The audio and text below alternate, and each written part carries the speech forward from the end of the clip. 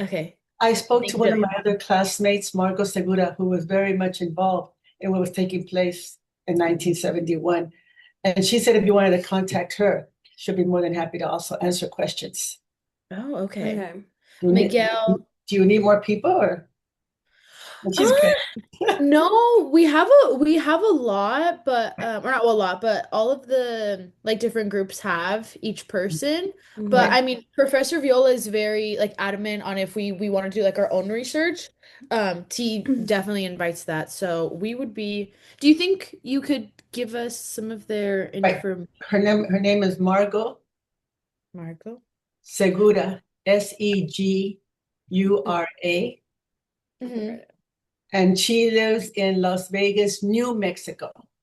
Oh, Okay. She's my high school friend. So her phone number is Hmm.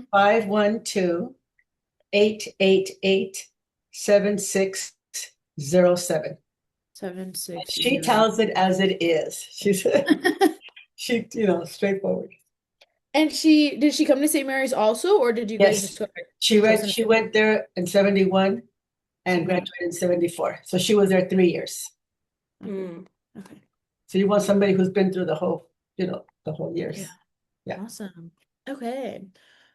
Okay, well, we'll get into it since I think it was 4:30. That's your next meeting, right? Right. So I have to leave by Okay. 4:15-ish. We Okay, can. yeah, no problem. Okay, awesome. So please feel free to be like as detailed as you want to be. There's 7 questions, but if there's time after, I mean, if we like think of questions in the middle, we'll definitely write them down and give them to you a after.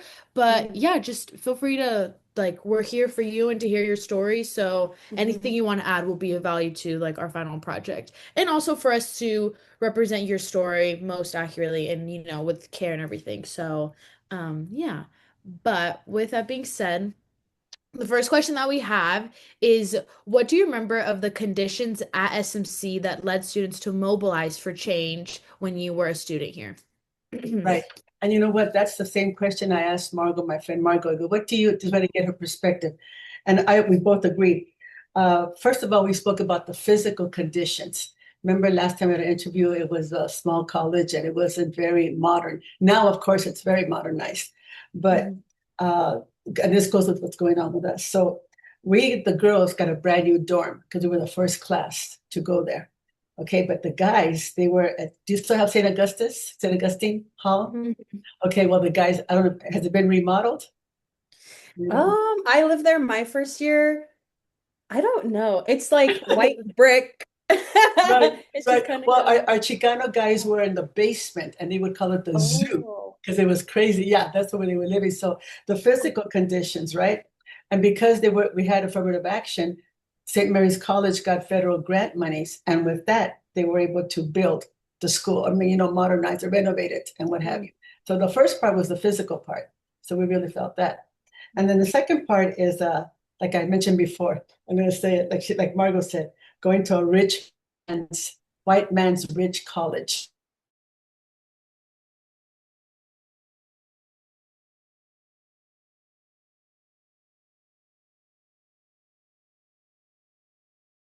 And that's how they made us feel, both the students and the staff. Not everybody, of course, right? That's only the general statement. And we were able, because we were special admits, remember I talked about affirmative action again, we were special ed, recruited students. So they kind of looked at us kind of like, you're getting special privileges, which indeed we weren't. I mean, we worked for it. That was it. So that's the conditions that we remember. Mhm. Mhm. Question? Yes. Okay. So the second question, were those student protests at SMC connected to larger societal issues taking place during those times? Yes, absolutely.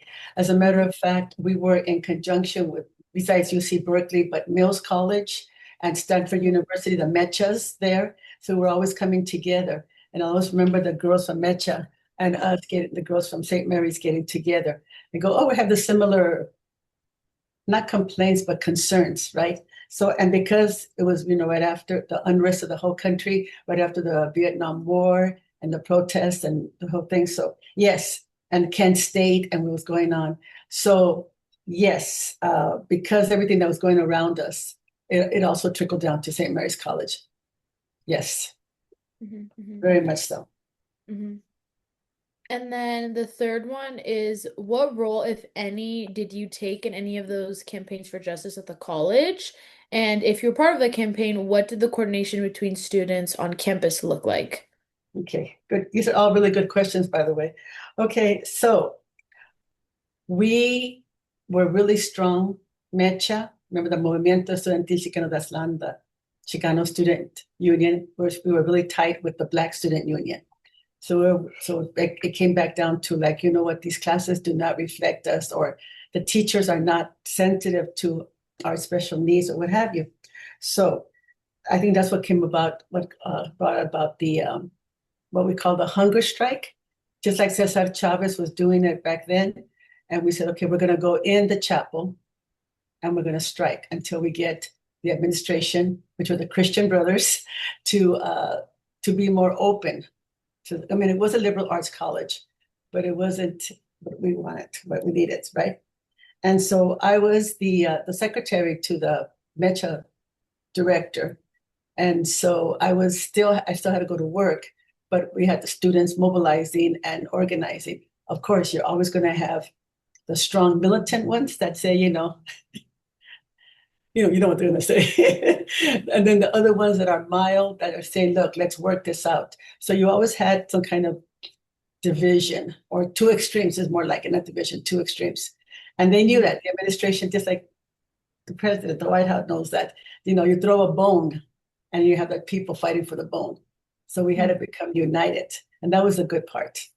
But at the same time, coordination between students and campus. So of course we had some professors that were with us, and other ones that couldn't care less. They just say us that, guys, a bunch of communists, radicals, what have you. Mhm. But our but it was like our Brown, well, Mr. Brown was the Black Student Union director, and Mr. Acosta was the Chicano director. So they could help us when we were doing our strike. Like they would bring water to us at the chapel, but they couldn't like boycott with us because of course they're going to lose their job, right? And then we're stuck with nobody. But they knew that the solidarity was there. So people would come and help us and bring us juice. But then, of course, by the seventh day or whatever, the fifth day, people said, you know what, we're going to sneak out to get some hamburgers. But people, 12 midnight, they were, because we couldn't take it. So we weren't, so in other words, what I'm saying is that, yes, but there has to be a full commitment. So we did have some people that were with us, but other ones were just ignoring us. Like, you guys are crazy. Or, yeah, that's basically it. Mhm. Well, that kind of answers question number 4, Brooklyn. Do you want to ask this one? Yeah. Okay. If you want to touch more on it, how you were feeling or witnessing the students mobilizing, being a part of the protests at the time. We had a lot of people that did join us, but then we had some strong leaders that were very militant. So it depends on who you were talking with. They wanted to get in there, but then people would say, you know what, let's do extreme things. Not burn down the college, no, but something like that, extreme, like they're not hearing us. We're doing it peacefully and they're not listening to us. They're not hearing us. We have to do something radical. And so we had to go ahead and compromise and just go in between. So it just depends. So yes, we had a lot of students that were with us, or that the community students had to go home. So it just depended. Professors would, show us support, but a lot of them no. The ones that were teaching us the ethnic studies are the ones that were with us. Yeah, but no, to get like the whole campus behind us, that would have been great. But they weren't ready for it. Back in 1971, people were not ready. Awesome. Okay, the next one is a pretty long question, but how did the college administration respond to the student protest? And I know that you shared that you're from LA, and like protesting and everything back then is a little different because like without social media or anything. But did you have any families, or did any of your family members or friends respond to your organization and your involvement within the protest? And what about other students on campus or even faculty, which you kind of touched on? Right. But if there's anything else you want to add, what was their responses to what was happening? Both maybe students who like had no idea what was going on. Did you encounter a lot of those students as well, or maybe they kind of were just ignorant to, what students of color were facing at the college during the time? Right. Right. Because we also had international students there at Mm, St. Mary's, and they were protesting what was going on with the United States military attacks on Iran. Hey, it's still going on, isn't it? But they're yeah. going Mm, to so, but I do want to say regarding the college administration, they wanted to ignore us. We did not feel any support. It's like they didn't even want to hear us out. They Hmm. thought we were being too radical, too too out there, right? And regarding my family and friends, no, my parents did not know anything because it was up, it was up north. And Hmm. so, and a lot of our students were from LA. Hmm. And so, no, they didn't know about it. And what was the students, the other faculty? Like I said, some were sympathetic, but the majority, no. We felt very isolated. Hmm. Hmm. Awesome. yes, I can. Mhm. Okay, the next question is, why do you think your stories of resistance at St. Mary's are not known? And what do you think other generations of students could learn from your experience? Oh, I did forget to mention something. You just, Mhm. the college administration, Mm. they threatened to take away our financial aid. In other words, if Mhm. you don't go back to class, yeah, you will not get your financial aid, and then you will basically you'll get kicked out of St. Mary's College. And Mhm. that's what made a lot of the students, they had to go back. We had Mhm. to, I guess, break down and not continue with our goals. So it dwindled and dwindled. So that's because they knew they had us. They had us. Mhm. We couldn't go back home and say, although some people did, they said, F you, I'm out of here. And we lost a lot of good students because they were not going to put up with that. And so, Mhm. why do I think the stories of resistance are not known? Mm, I guess the special interest has never been there until maybe now. And of course, back to the same old thing, they wanted what I thought about this question for being a Catholic college and to show all these injustices or inequalities, it would go against the religious part of, Jesus Christ, we're all love thy neighbor, we should all treat each other with respect, the whole thing. So it would make the Christian Brothers or St. Mary's College look bad if it brought it up to light, right? Mhm. That's what I was thinking. That's yeah. Mhm. And why do I think other generations could learn? Because things have not really changed. Even if we look back in the 1940s, people were Mhm. always protesting, and I go, "What? We had this going on, and you know, against if people had protested more about the concentration camps in Germany, who knows what would have happened? People need to just be aware. I think people just automatically don't care, or it's not happening to me, Mhm. So, right? Mhm. Why there's resistance? Because but like you saw, a lot of us did go and become professionals in spite of whatever took place. Now don't forget, it wasn't always horrible at St. Mary's College. You make the best of what you have, right? Mhm. Mhm. You know how they say, if you have lemons, if life gives you lemons, make lemonade. Remember I told Mhm. you? Forget it. If life gives you if life gives you lemons, make margaritas. Mm, I like that. Remember that? Yeah, you gotta make it go with the flow. And again, a positive attitude, make it go with that. So I think that's the reason why, because they didn't want St. Mary's to look bad. They kind of, hush hush, just like anything Mhm. Mhm. else that's taken place in American history, I Mhm. think. And Mhm. and again, because of the how good to be a Catholic college, showing, to be kind to your brothers. And here you are. No. Mhm. Now, if you Mhm. talk to Margot, and she'll give you a whole different perspective or a stronger perspective. Same Mhm. perspective, but stronger words. Yeah. Mhm. Mhm. Yeah. Thank you.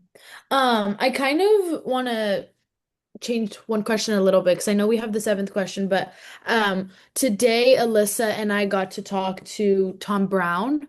Oh, Um, good. Hmm. yeah, and we read a lot. We read two letters that he had.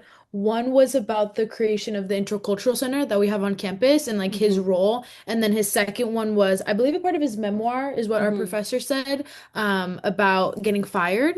But he mentioned your name in class, and said that I believe it was you were his secretary Like, or for both of them, yeah, yes.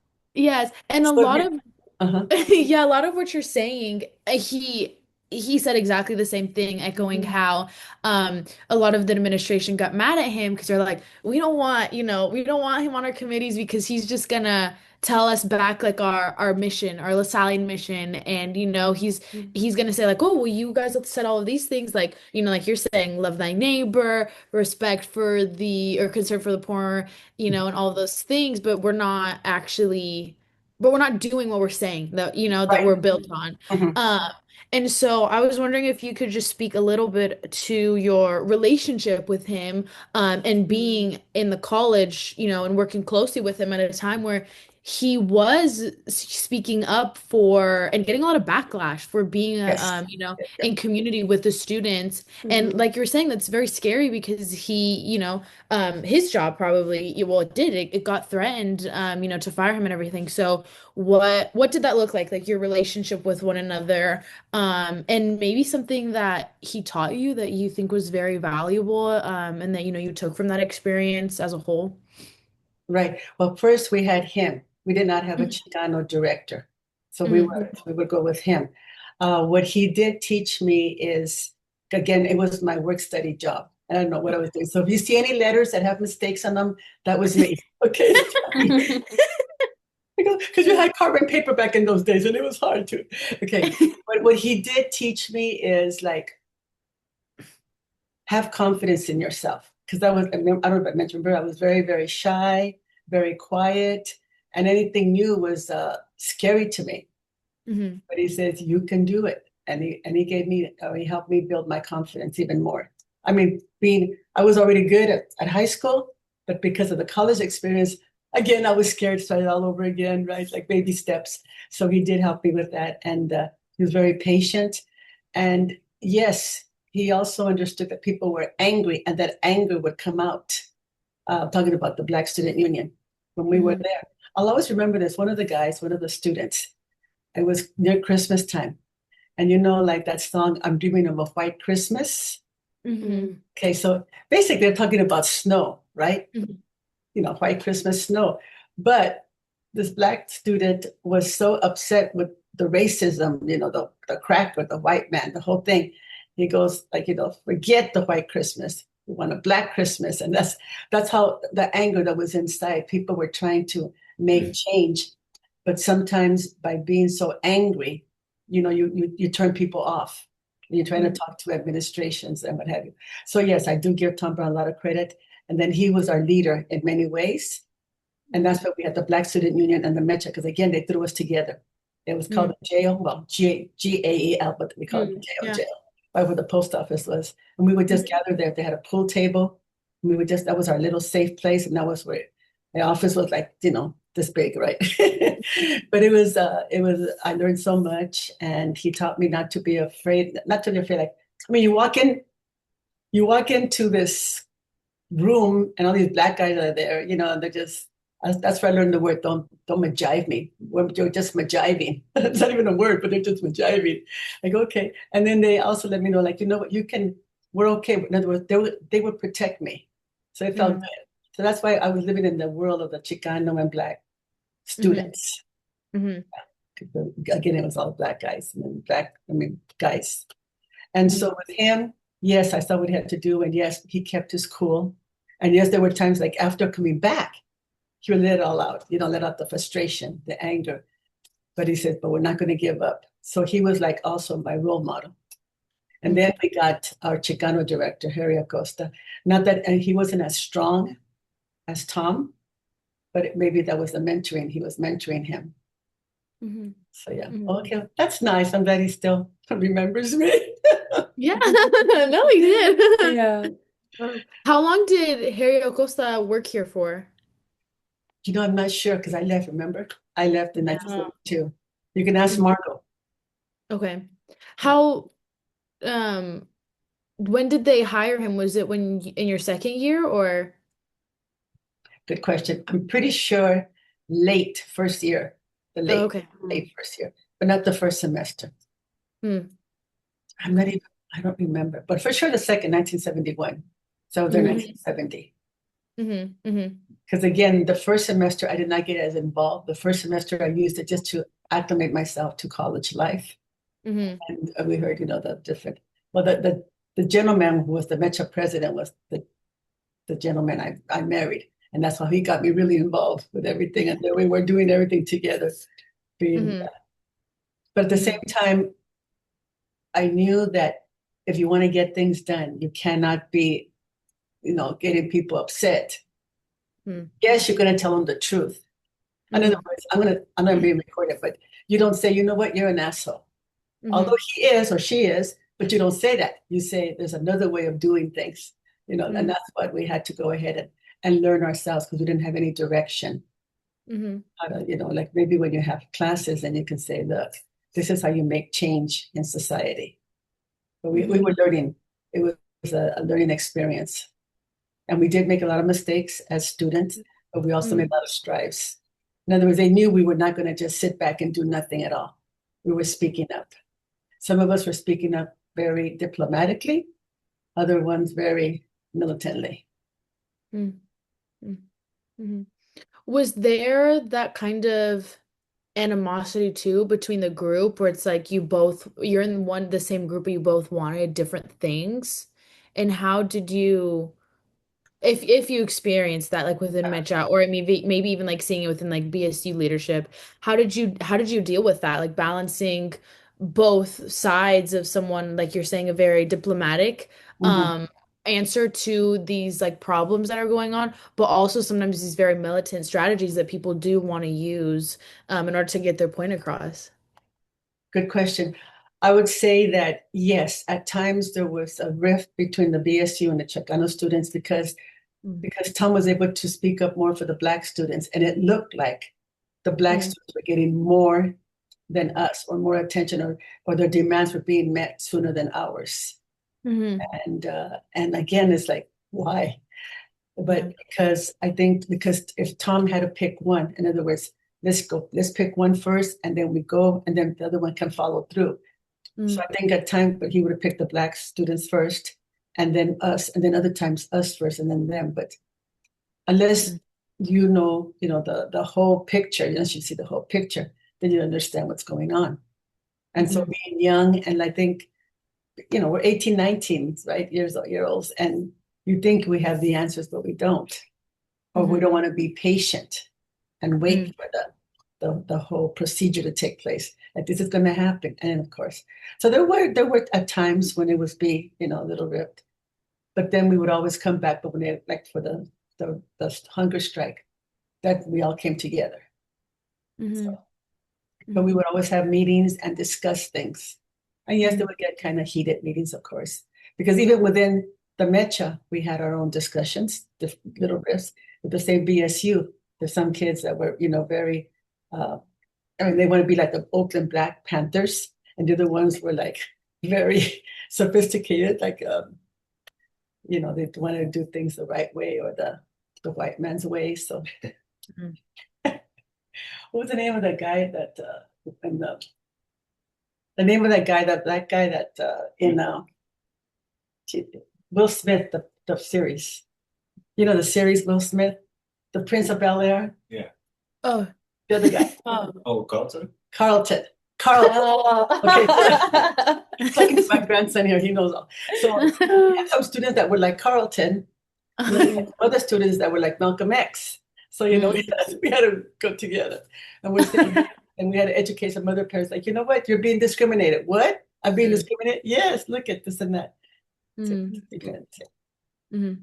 Do you have any questions? Yeah. So you mentioned a lot about kind of being on the shyer side when you first came.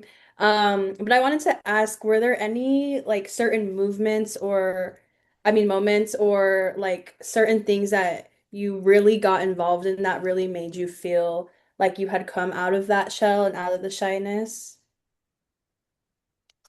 oh gosh, let's see what really made me. I guess just knowing that, because, again, coming from Catholic school and the nuns, I was used to just obeying Mm. and not really questioning. Because even at home with my mom, whatever she said, I did because, whole thing. So I think just the awakening, knowing that there was more, that it's okay to question. Of Mm. course, question respectfully, right? But it's okay to question what's going on and not take everything, literally, because there's some other sides. For example, let's say when I would go to see a beautiful church, and it's all like in Mexico, and it's all full of gold, right? I can just give you an example of both sides. And then I go, wow, this is beautiful. What great architecture.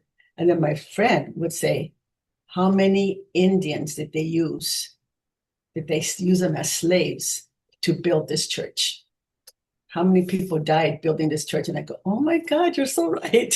There's two Mhm. sides to every story, right? So when I could see that glitters, there was some more behind it. And so it made me, that's because I like the liberal arts part, because some of those teachers said, okay, look beyond. And that's when I started like what I call the awakening, and just questioning and saying, okay, there is something more to life. We can make this a better life, and not just following the rules, but also see where they're coming from or see what's going on. Mhm. Mhm. And I'm still doing that. Okay. I'm still trying to see that now. Because I go, oh, this looks good. And then go, and people still tell me, but what about the other side? You go, man, you're right. Mhm. But I guess by just being around people, and some of the beautiful books that we read, Sartre, and just to open up your mind, and just that there's more to the universe, Mhm. a small world. I think that happens to everybody who goes to college. Mhm.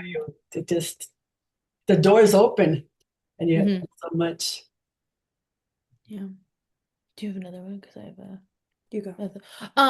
I do have a question about the hunger strike. If you could just kind of explain, like for someone who's just like asking you for the first time, because I know that we've personally talked a little bit about it in class, but for someone who maybe isn't taking this class or is just like learning about this Right. history for the first time, how would Mhm. you explain the hunger strike to them? Like why you guys did it, for how long, how it came to be, like was it Mecha that first suggested it? Was it like Mecha and BSU that came together?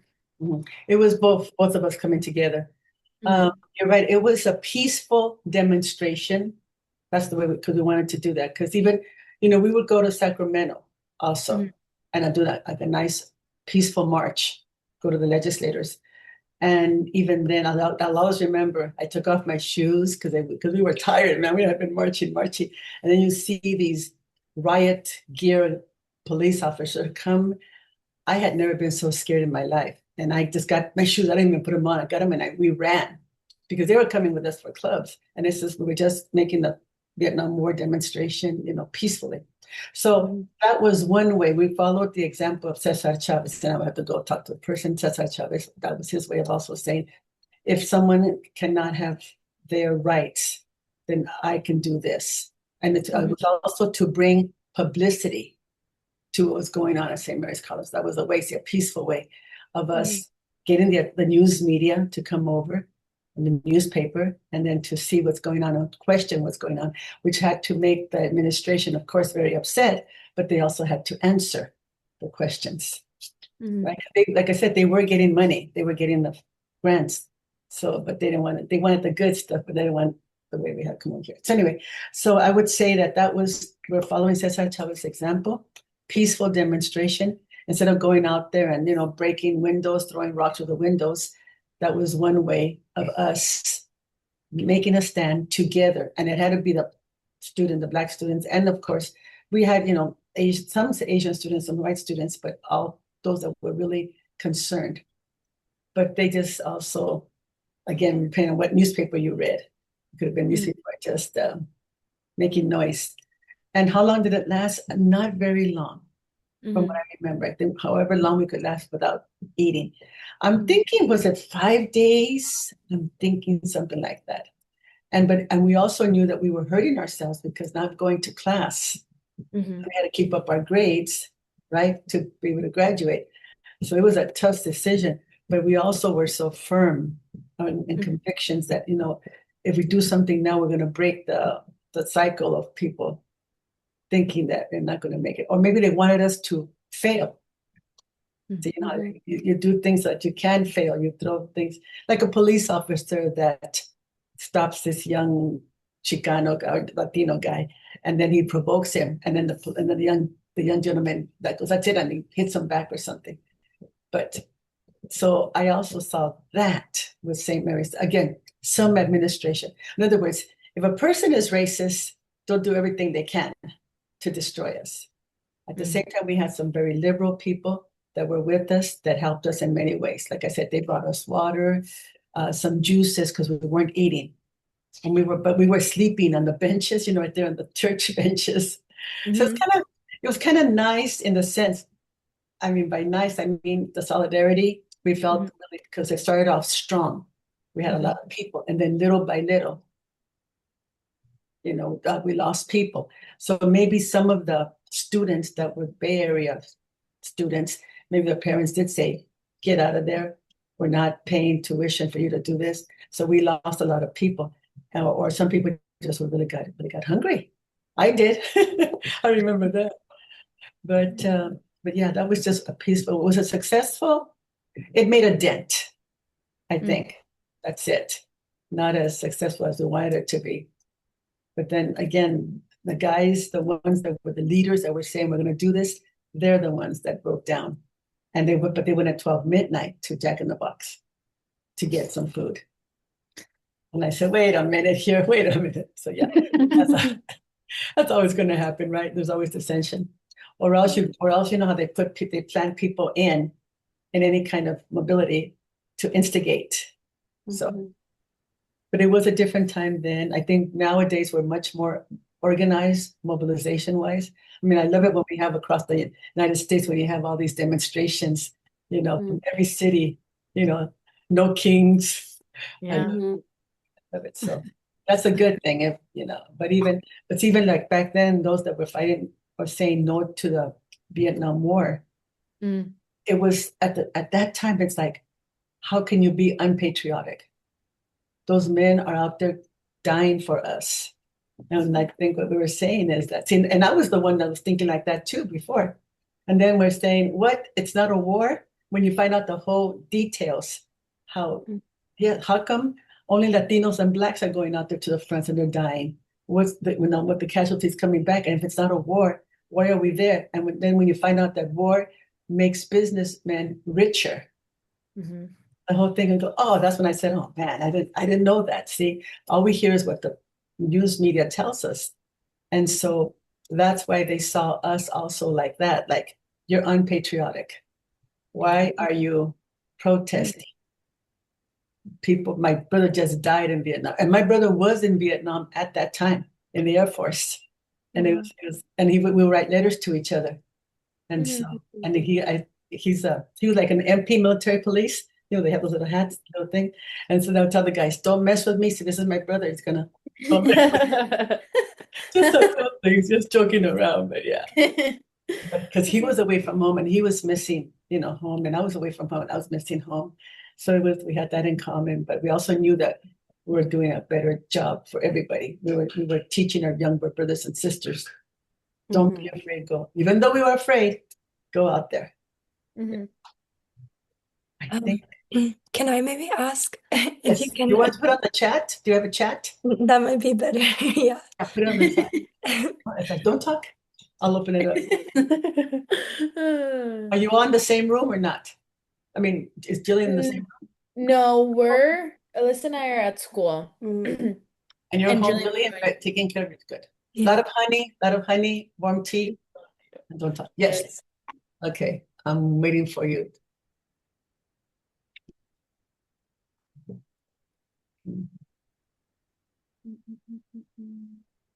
I'm glad that you're hearing the same answers from other people. That's good. Mhm. But see, a lot of times I was in the office with Tom. So I was not Mhm. all the time for the hunger strike. So I was like in and out because Mhm. he needed to be there. He needed someone to answer the phones because people were calling. So I Yeah. would, but in the evenings after I was able to be there. Were there Mhm. any meaning, was there any meaning behind choosing the chapel for the strikes? I think because of the Catholic religion, yes. That's a good question. I was going to mention that too, because it was a centralized place, and in case it rained or anything, we could be there because we were going to spend the night there. See, and then they couldn't really throw us out of the chapel if we were out there in the grounds and the grass area. Then they can say, "Look, you're disturbing the flow of traffic, what have you." But in the chapel, it was symbolic. Good question. That's what I remember. It was symbolic, like, okay, if you indeed are showing us compassion. So yeah, the chapel, because it was covered and we were going to sleep there. Good question. I have a question in regards to, you saying that some of the students who are part of the strike, or the administration threatened to like pull financial aid, and everything, which is like I think a big reason why students still come to St. Mary's is because of like financial aid packets. But it's hard to like, how did you find a balance between um standing up for what was right and still have the possibility of like what if I get expelled? What if like if I don't know if the financial aid back then, but what if my financial aid packet it gets pulled and then I can't afford to come here anymore? How did you still make the conscious decision to be like, okay, that might be true, but I'm still going to stand up for what I believe in? Was that always your mindset, or did it change throughout the process of the hunger strike? Um, First of all, like I said, they threatened, but nothing was ever, from what I know, nothing was ever written. So I think they were trying to scare us to stop us. Mhm. It's like, okay, and then of course the rumor goes, what have you. So we knew we were right. We knew that there would be consequences, and even then, even after, I'm sure they looked at us differently still. But yeah, the conviction was so strong that yes, it was time. We had to speak up, and we knew that other colleges were doing the same thing at the same time. Stanford Mhm. University, Mills College, Holy Name, etc. So we knew that we were not alone. So I mean, we were alone in the chapel, but we knew that other things were taking place. And so yes, you're right. I was hoping we would not get expelled, but I think had we gone longer, maybe. But then they would have to answer, Mm. especially if we had good grades. But some Yeah. of the guys didn't, right? So, you're right. What kept us going? The commitment, because that was it. We were very, very strong. The Chicano Power movement. This is our time to make the country see what's going on, and we do have power. We were rising for the first time, from what I noticed, since my childhood. We were saying we have power. We are dignified people. We always Mhm. have it, but now people need to see us as such. And if we don't speak up, nothing will get done. So we knew it was for the greater cause. It was going to be for later, not just the moment. But I'm glad we did not get expelled. But a lot of people just they did quit. My other sister, she was there 3 years, and she just got fed up with one of the brothers, and she just said, "I don't need this," and she left. And my other brother, same thing. Last quarter, screw this stuff. Because you guys, you were so close. But they just got fed up with it, and they talked to them. But because I got along with everybody, I don't think I felt the discrimination as hard as they did, or the whole thing of being looked down upon, or maybe I was too naive. I didn't see it. Mhm. Mhm. Um, Jillian has a question in the chat. I don't know if you can see it. What do you What wish do your you wish your professors? professor Yeah. did to support you doing those protests as a teacher now? What would you do to support students involved in protest movements? Yeah. My first thought is I would go ahead and contact the parents so that the parents can come in and show support. But how many parents would have supported us back then? I don't think very many. You bunch of radicals, you. That's one thing. As a teacher, is always, because parents have the power. Parents have so much power. When they speak up, like at the district, I can go to the district office and speak up, But when a parent goes, they listen to the parent because, the whole thing. What do you wish professors did to support?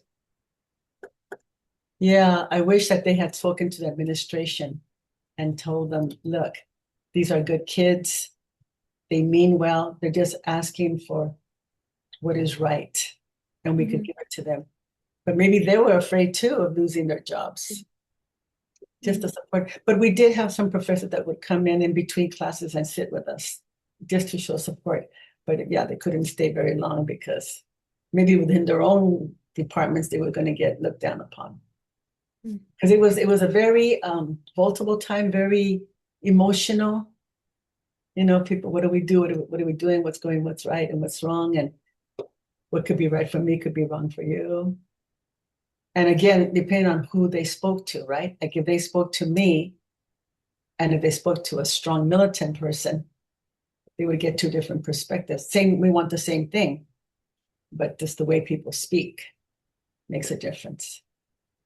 But I would have, yeah, I probably, I think I would have been in the chapel. And like, again, you know what? I said, if I lose my job, I get another job someplace else. If I really felt that what the students were saying was right. In other words, it has to be worth it for me to lose my job or to be stigmatized, because my other professors, my fellow department professors would look bad, not bad at me, but would look like, okay, she's one of them. As it is, that would be at school right now already. They already knew me as anything to do with Latino students. I was there. I was jumping on everybody's case because oh no. Because we had our 8th grade teacher, science teacher, and then back in the day we had graduation. So if any student had an F on the report card, they could not walk across stage, graduation. And it just so happened that every year we had a large percentage of Latino students not graduating. And so I spoke up. I go to the principal. I go, wait a minute, what's wrong here?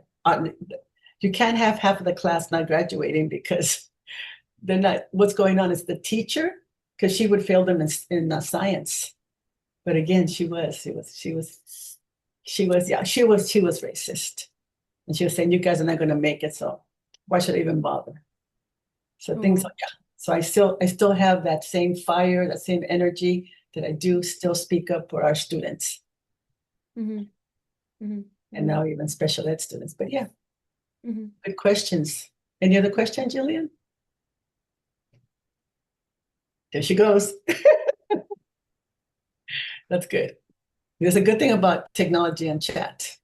Yeah. Do you have any other questions? That would have been good for me and the students, but my students couldn't read at that time. Sit down. Yeah. I have a question as like it relates to you being an educator or like pursuing that job.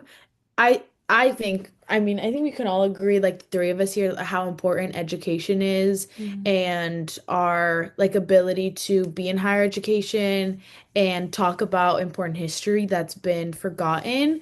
And Tom today when he was talking, he said something, really important. He quoted a past president that said, education is the safeguard of democracy. And he quoted our current president that said, I like the poorly educated or, the uneducated.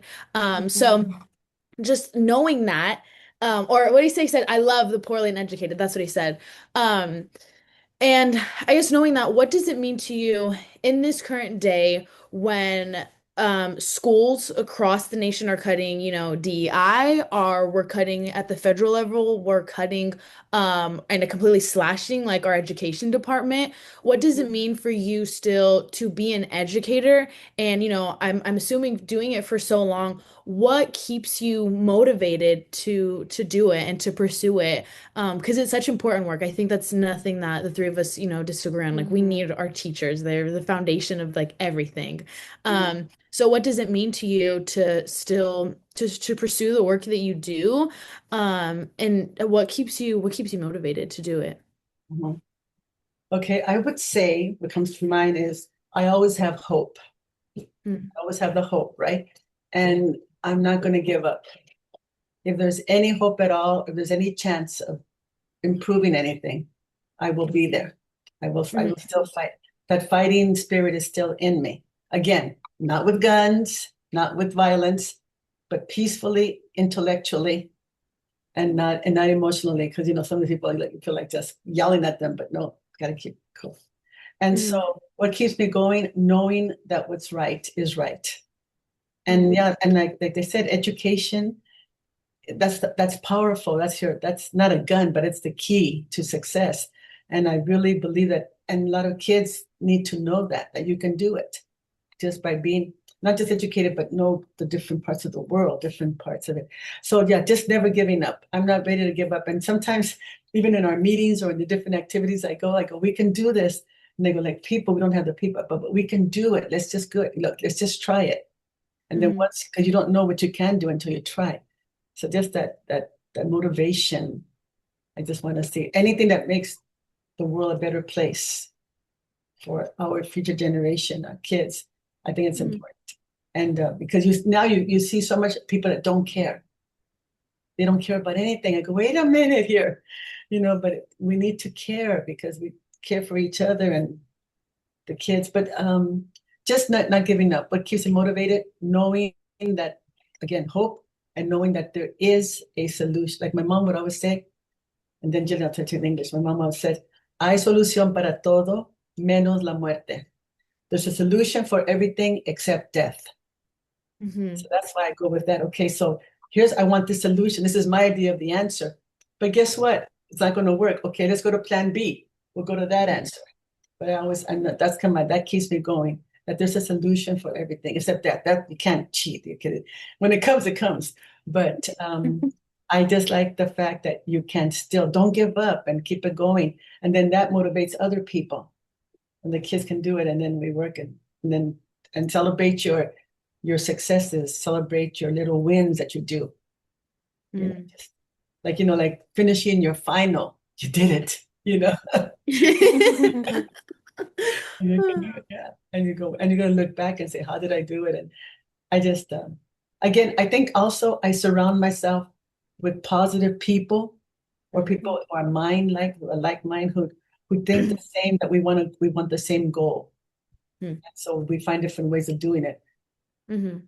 It's funny, like we give out scholarships to Latino students going to college. So we met them yesterday. Phenomenal. These kids are just amazing. They have a job and they still play soccer and they do everything else and they have 4 point something. But what happens is that, like, our president, I'm the vice president, she's the president right now. I wanted to I want to retire, so I want to give her the position. So then we said, contact me. I go, call me. I tell the guys, the kids, the 10 of them, call me if you have any questions. And then Lisa says, yeah, email me. So what I'm trying to say is that, so we work together, but we're going to get the same goal. We have the same goal to communicate with the students. Me, I like the personal touch. I like seeing people's expressions, talking to them, like making you ladies laugh, whatever. And she's like, I can do it more efficiently on the computer because I'm working. I go, you know what? But it works. We're working for the same goal. And that's it. And the kids know whatever they feel like doing. They can call, talk personally, or do it email quickly because they're between class. So that's another thing. I think by keeping myself around people who also have the same goal in life with me. I'm not going to be with somebody who's going to be negative all the time and why should we try? Nothing's going to change, etc. And I go, okay, see you later. Because there's always negative people. They see that they see the world the glass half full. At the same time, there have been times when I've been too optimistic. And then these other people bring me down to earth. They tell me, okay, put your feet back down on the ground. You're up there flying because I want to do so much, but let's keep it real. Do you want to have this one? Yeah. Okay, just one last question to wrap up our session. Do you have any advice or suggestions for St. Mary's students of this generation? I would say never give up. Those are my words. Just never give up. And like Dr. Martin King said, he goes, do the right thing at the right time. I always tell it to my other grandson, do the right thing at the right time. But no, never give up. Because it's true, because no matter how bad things get at times, you're always going to find a way out. I think, okay, I mean, I know there's a lot of people that go through depression and Mhm. just cannot even see a way out. Mhm. And you're right, those I can't help because something's going on up there. People carry their own demons. But for the most of us, I think that don't give up. It is going to get better. You can make it better, even if it's one little step at a time. You can't feed the whole family, but you can bring them milk so they can share it or something.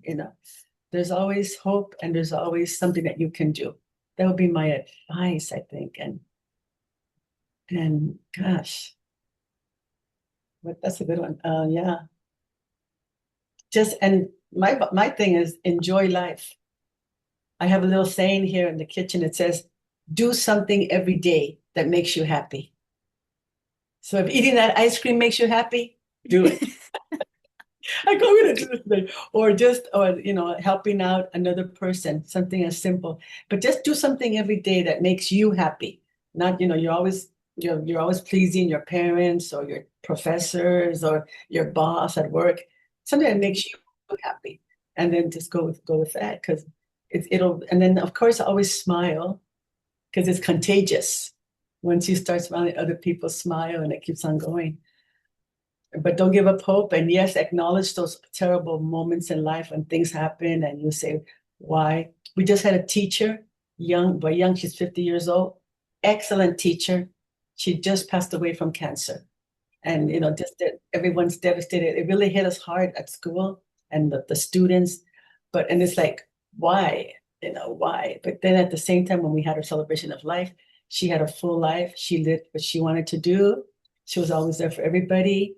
Of course, we miss her, but that's why you can't, tomorrow is not promised. Cancer hits young kids, older people. So just enjoy every day the best you can. But I say, don't give up hope, whatever it is, and then and follow your dreams, follow your heart, of course, follow your heart. But there's so much more advice, but go ahead. But that's basically it. Don't give up hope. Keep that hope. That hope is going to keep you going. It's going to give you that determination to keep on. And yes, if it didn't work this way, go another way. You know how the water is so powerful. Like if it's coming down the waterfall and there's a rock there, the water doesn't stop. The water goes around that boulder. See, so no matter what's in front of you, if it's blocking you, go around it. Just don't give up. Mhm. Mhm. Mhm. Was there a piece of advice that you kind of lived by throughout going through college, throughout your 4 years? I mean, then transferring. Yeah. Um, the only thing what kept me going was that I knew that I would make my mom very proud and my family very proud, just succeeding. That kept me going. In other words, I couldn't give up because I didn't want to be a failure in their eyes. And I said, I can do this. I can do it. Although it was hard, ladies, it was difficult. A lot of times, I didn't know what's going on. But I said, I can do this. I can do this. And then also, uh, being married and my husband was in law school and it was difficult. And then again, going to Santa Clara University, which was not as liberal arts as St. Mary's, they really made me work for it. But I learned so much from that, from just applying myself. In other words, you don't know how much you can do until you're put into that position. And yeah, and you just grab it and you just take it, grab it. Yeah, you just do it.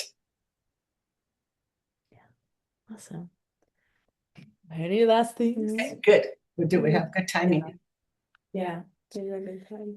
Anything else that you want to add? Thank you so much Yes. for You're telling us everything. This has been amazing. Opening my life to you, ladies. Yeah. Our We next, but appreciate I it. enjoy it. I enjoy it. We have our next interview on Monday, right, at 5 o'clock? Mhm. Yes. Yes, Okay. yeah. We'll be sure to get you those questions soon. I can't remember if we have them, if they're done yet or if they're posted, but we'll definitely get you it Good. during the weekend or anything. Is it But something, yeah, just so that I can kind of think yeah. about it. Yeah, Mm-hmm. great. No, it's always a pleasure, ladies. I truly enjoy it. Yes. It And makes do me you reflect on me. Yeah. Huh. Do you have any like Pictures, he said. pictures? Yeah,